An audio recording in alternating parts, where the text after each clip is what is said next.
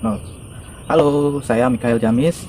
Lewat channel ini, saya akan memberikan kepada kawan informasi dan tips menarik seputar dunia komputer. Oke, langsung saja. Video kali ini saya akan bercerita kepada kawan tentang Ethernet. Dari mana sih asal Ethernet ini? Cerita Ethernet kali ini saya beri judul Bantalan Cahaya. Hiruk pikuk dunia awal era industri 3.0, di mana tenaga manusia mulai digantikan dengan tenaga mesin.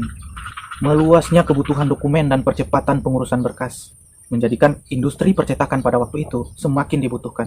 Sebuah perusahaan bernama Xerox Corp memiliki peran penting dalam industri percetakan di New York, dan bahkan mereka mampu menjangkau seluruh pusat peradaban manusia di berbagai negara sekitar tahun 1960 hingga 1970-an. Kencangkan sabuk pengaman, kita kembali ke tahun 1970. Ada seorang pria kelahiran 7 April 1946 bernama Robert Mellington Metcalfe. Dia juga dikenal dengan Bob Metcalfe.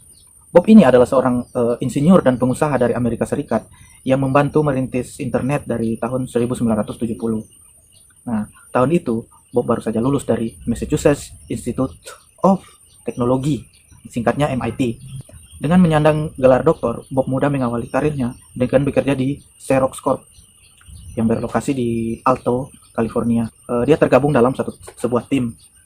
Nah, pada waktu itu, timnya ditugaskan untuk mencari tahu bagaimana menghubungkan PC, yaitu komputer pada waktu itu, ke printer Xerox. Xerox ini adalah perusahaan yang bergerak di bidang percetakan. Jadi mulailah mereka meneliti dari berbagai keterkaitan. Pada saat melakukan penelitian tentang jaringan, Bob teringat dengan makalah yang dia lihat dalam studinya di MIT pada sekitar 1960-an tentang mekanisme komunikasi jaringan radio. Sebuah konsep yang sederhana, yaitu seperti ini. Sebuah stasiun radio dapat mengirim transmisi kapanpun ia mau. Jika tidak ada tanggapan yang diterima, diasumsikan bahwa stasiun lain tidak menerima informasi sejak awal. Menggunakan asumsi itu, setiap stasiun akan memilih waktu back-off acak, mengirim ulang sinyal, dan ada peluang yang cukup bagus untuk menerima pengiriman kedua. Dihitung dengan protokol ini yang disebut pure aloha, pemanfaatan saluran akan maksimal sekitar 18%. Gimana bos? Sederhana bukan? Kan salah satu anggota tim Bob merancang sebuah konsep bernama slotted aloha, di mana mereka menetapkan celah waktu transmisi untuk setiap stasiun dan menggunakan master waktu untuk sinkronisasi celah waktu.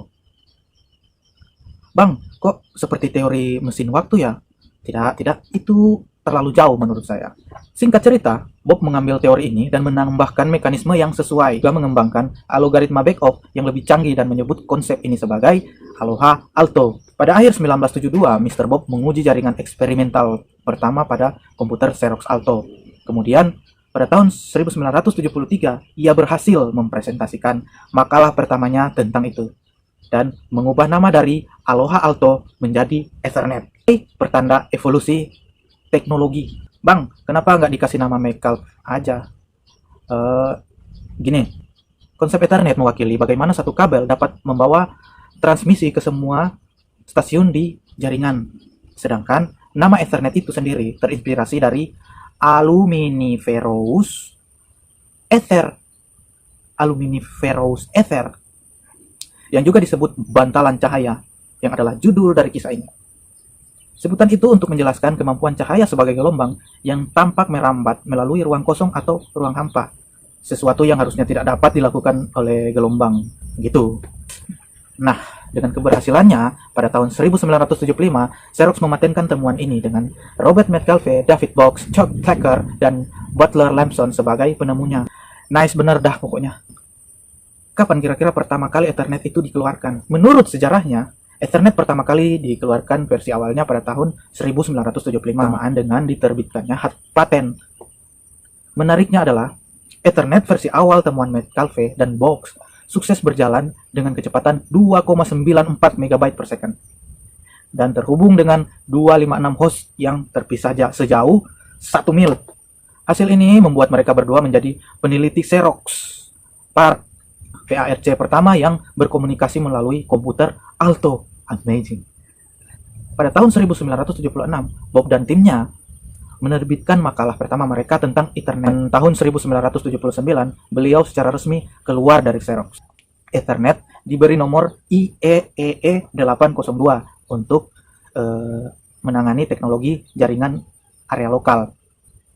Secara khusus, 803.2 yang merupakan subbagian jaringan lokal juga ditugaskan kepada Ethernet. Hingga pada tahun 1983, Ethernet disetujui dan telah memenuhi standar industri protokol LAN. Tidak sampai di situ, di awal 1990-an, Ethernet menghadapi tantangan yang sangat besar dari para kompetitornya. Namun, berkat kelebihan-kelebihannya, Ethernet berhasil merajai industri jaringan lokal. Baik, kesimpulannya, Ethernet itu adalah jaringan dalam kategori Local Area Network atau jaringan lokal, biasa disingkat LAN. Sistem komunikasi Ethernet membagikan arus data ke dalam frame. Pada masing-masing frame terdapat alamat tujuan dan sumber data. Selain itu, dalam frame juga terdapat sistem pengecekan data, sehingga apabila terjadi kerusakan dan error itu bisa dikirimkan kembali. Ethernet telah meluas dari konsep LAN ke area yang lebih luas dalam semesta nirkabel. Ketika dunia jaringan dimulai, pada kenyataannya teknologi ini sudah ada sejak lama. Ethernet telah mendominasi industri jaringan lokal. Oke kawan, jadi itulah sedikit pengalaman menarik ketika kita bisa melihat kembali dari mana Ethernet itu berasal. Pesan moral yang dapat kita ambil dari cerita Ethernet ini adalah Dunia ini senantiasa berkembang, kawan. Jadi, biasakanlah untuk menjadi bagian dari setiap kemajuan. Sekian video kali ini, silahkan isi kolom komentar dengan asumsi terbaik dari kawan. Sampai jumpa di video selanjutnya. Hormat.